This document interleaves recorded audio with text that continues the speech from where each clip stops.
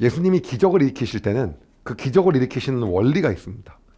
어떤 원리로 예수님이 기적을 일으키시는지 그 원리를 배우겠습니다. 그러면 그 원리가 작동이 안 되면 기적이 안 일어납니까? 아니요, 그게 아니라요. 이렇게 원리를 잡고 하기로 결정하신 게 있다는 거죠. 하나님께서도요, 구약에 보면은 기적을 일으킬 때 그 기적을 일으키시는 원리들이 있어요. 근데 뭐예요? 그렇게 하기로 결정하신 거예요. 자, 예를 들면 이런 겁니다. 하나님은요, 사람이 아니어도 돌을 사람으로 만들어서도 선교를 할 수 있습니다. 그러나 사람을 통해서 이 일을 하시기로 결정을 하신 거죠. 그래서 본인 스스로가 그러한 원리를 만드신 거예요. 그렇기 때문에 우리도 예수님이 언제 기적을 어떻게 일으키시나에 대해서 그 예수님이 만드신 그 원리를 우리가 볼 필요가 있다는 거죠. 그럼 그게 뭐냐는 거예요. 자, 예수님은요, 거라사라고 하는 지역에서요, 귀신 들린 자들을 다 내쫓습니다. 귀신 들린 자에게서 귀신을 내쫓아요. 그가 예수님을 따라가겠다고 하자 따라오지 말고 너의 집안 식구들과 너의 친구들에게 다 이 일들을 전하라고 합니다. 그리고 예수님은요, 거라사에서요, 다시 배를 타고 건너편 갈릴리 지역으로 돌아옵니다. 어딜지 모를까봐 잠깐 지도를 보겠습니다. 거라사 지역이 한 여기였잖아요. 여기가 지금 대가볼리에. 여기서 일로 가셔갖고 배를 타고 다시 어떤 겁니까? 이 갈릴리로 온 거죠. 그래서 갈릴리에다 이렇게 표시를 한 겁니다. 됐나요? 여기 거라사에서 지금 어디로요? 여기로 다시 가게 된 겁니다. 대충 아셨죠? 그래서 일로 이동한 겁니다. 자, 그럼 그렇게 갈릴리로 가셔갖고 어떻게 하셨냐? 마가복음 5장 21절을 보겠습니다. 예수님께서 배를 타고 맞은편 쪽으로 다시 건너오셨습니다. 그러자 많은 사람들이 예수님 주위에 몰려들었습니다. 예수님께서 호숫가에 계셨습니다. 갈릴리 바닷가에 계신 거예요. 자, 그리고 이때요, 회당장이 예수님을 찾아옵니다. 그럼 회당장은 뭐냐?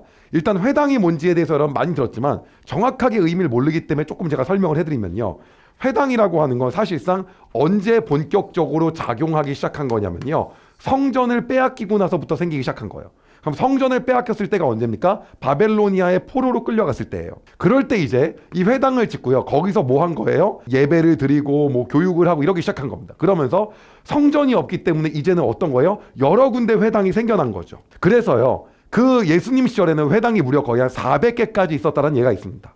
예수님 때는요, 어땠냐면요, 거기 안에 교육하고 훈련하는 장소로 쓰였어요. 왜냐하면 그때는 뭐가 있었습니까? 성전이 있죠. 어떤 성전? 헤롯 성전이요. 그리고 뭐를 하냐면 교육하고 훈련도 하고요, 거기가 기도실로 쓰이는 거예요. 그리고 나서 나중에 성전이 회파되고 망하죠. 예수님이 이 안에 돌 위에 돌 하나도 남지 않을 거다 그러고 성전 무너질 거라고 하잖아요. 무너진 이후에 1세기에는 어떻게 사용되냐? 역시 예배당으로 사용됩니다. 아침, 점심, 저녁 예배드리고 안식일에 예배드리고 이렇게 하는 게 뭐냐면 회당이었던 거예요. 근데 어쨌든 간에 그러기 때문에 그 당시에는, 그러니까 여러분 아시는 것처럼 사도 바울이 회당을 중심으로 해서 가르치고 교육하죠. 그래서 이 당시에는 이게 교육의 장소였다는 거죠. 근데 이 회당의 회당장이 와서 예수님께 오는 거예요. 그러면 그 회당장은 어떤 사람이었냐면요, 이런 사람이에요. 평민이고요, 예배를 감독하거나 건물을 유지하는 듯 이러한 일들을 하는 겁니다.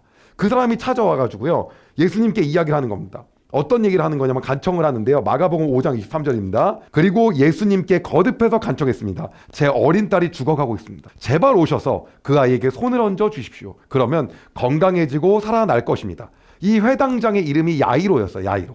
그래서 회당장 야이로가 자기 딸이 죽어가고 있다고 이렇게 얘기하는 거예요. 그러자 예수님은요, 회당장과 함께 바로 그 딸이 있는 곳으로 이제 이동하기 시작을 합니다.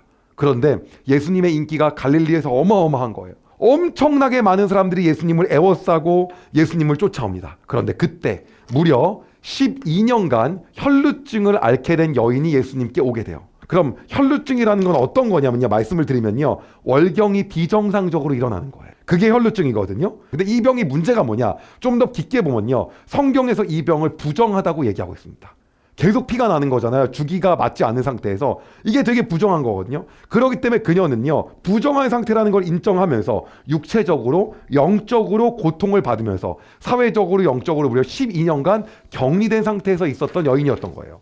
그럼 어떤 걸 근거로 해서 부정하냐? 이게 레위기에 나옵니다. 우리가 배웠지만 한 번 더 보겠습니다. 레위기 15장 25절에서 28절이에요. 여자가 월경을 하는 때가 아닌데도 몸에서 피가 계속 나거나 월경이 다 끝났는데도 몸에서 피가 나면 그 여자는 피가 나는 동안 부정할 것이다. 딱 써 있어요. 피를 흘리는 동안에 그 여자가 눕는 모든 침대는 월경을 하는 동안 눕는 침대와 마찬가지로 부정할 것이다. 그리고 그 여자가 앉는 자리도 마찬가지다. 그 자리도 월경하는 동안에 앉는 자리처럼 부정할 것이다. 누구든지 그런 것들에 몸을 닿으면 부정할 것이다. 그 사람은 옷을 빨고 물로 몸을 씻어야 한다. 그러나 그 사람은 저녁 때까지 부정할 것이다. 피를 흘리는 여자가 피가 멎고 나서도 깨끗해지려면 7일 동안 기다려라. 7일이 지나야 그 여자는 깨끗해질 것이다. 레위기에 사실 하나님께서 이렇게 말씀하신 이유가 있거든요. 이때는 뭐냐면 피에 대한 경각심을 갖게 하기 위해서였어요. 마구마구 막 피를 보고 하는 것들에 대해서, 그 자체에 대해서 하나님께서 터치하시면서 이걸 갖다가 우리가 자각하게 만들기 위한 것도 있고, 위생에 대한 것도 있고, 여러 가지 요인들이 있었습니다. 그런데 그거를 그대로 받아들여 갖고 저 여인이 부정하다라고 해서 그 여인이 영적으로 그리고 육적으로 사회적으로 격리돼 있고 분리돼 있고 힘든 생활을 12년간 했던 거였죠. 그 여인은 많은 의사들을 찾았습니다. 그런데요, 그 많은 돈을 썼지만 효과가 없었어요. 그리고 예수님이 왔다는 소문을 듣고 예수님을 찾아갑니다. 그리고 그 많은 사람의 틈새에서 예수님의 옷을 잡습니다. 마가복음 5장 28절입니다. 그 여자는 옷에 손을 대기만 하여도 내가 나을 거야 하고 생각했습니다. 그런 놀라운 일이 일어납니다. 예수님의 옷자락을 잡는 순간 그 여인의 피가 멈추고요. 그리고 깨끗해지기 시작합니다. 그리고 완치가 되는 거예요. 마가복음 5장 30절입니다. 바로 그때 예수님께서 자신에게서 능력이 나가는 것을 느끼셨습니다. 그래서 돌아서서 물으셨습니다. 누가 내 옷을 만졌느냐? 제자들은요, 사람이 너무 많아서 누가 예수님의 옷을 만지지도 몰랐고 그럴 리가 없습니다 선생님이라고 얘기합니다. 그런데요, 예수님은요 누가 만졌는지를 알고 있었어요. 왜냐하면 능력이 빠져나갔기 때문에. 그러자 예수님의 옷자락을 만지자 깨끗함을 입게 된 여자는 두려워 떨며 예수님의 발 아래 엎드립니다.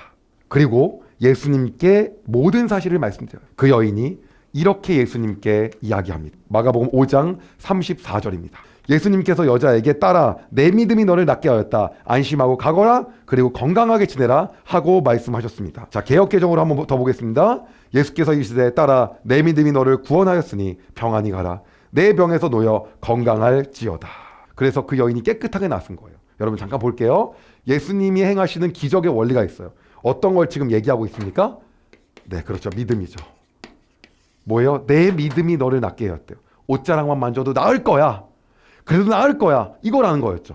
그리고 그때요, 예수님께서는 계속해서요, 회당장과 함께 회당장의 딸을 고치기 위해서 함께 걷고 있었습니다. 예수님 이쪽으로 가시죠 이제요. 저희 딸을 고치실 차례입니다. 그러자 어떤 사람이 뛰어옵니다. 그리고 말하는 거예요. 가실 필요가 없습니다. 이미 죽었습니다.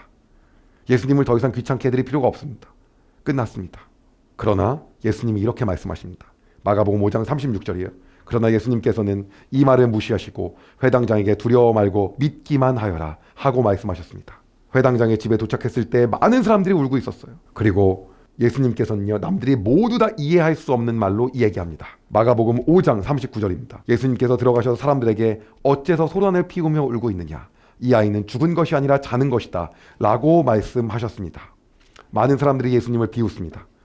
예수님께서는요, 그 아이의 손을 잡고 말씀하십니다. 마가복음 5장 41절이에요. 그리고 아이의 손을 붙잡고 달리다굼이라고 말씀하셨는데 이는 번역하면 어린 소녀야 일어나라 라는 뜻입니다.